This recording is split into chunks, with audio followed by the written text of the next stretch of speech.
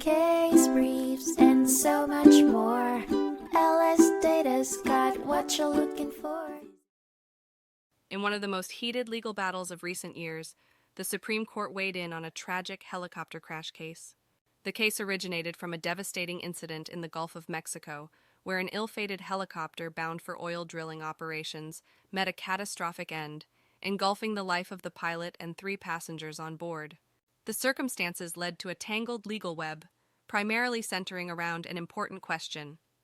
Can survivors of the deceased claim damages beyond those specified in federal statutes under the general maritime law for loss of society?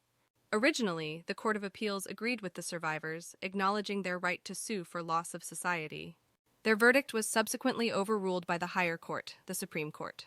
The pivotal point of contention here was 2 diverging legal paths. A rule established in 1920, under Congress's Death on the High Seas Act, DOHSA, specifically enacting wrongful death remedies for incidents beyond 3 miles off the shore, versus a rule set by a previous case in this area. Ultimately, the Supreme Court reverted the judgment of the Court of Appeals, remanding the case for further investigation. The Supreme Court reiterated the importance of the Death on the High Seas Act, emphasizing it as a cornerstone guideline to fine-tune non-statutory death remedy cases. Veering from the stipulations of this statute, including damages or beneficiaries, was deemed inappropriate by the court.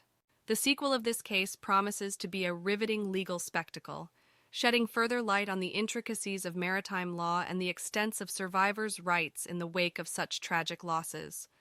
The Supreme verdict is bound to shape the scope and trajectory of future maritime disputes.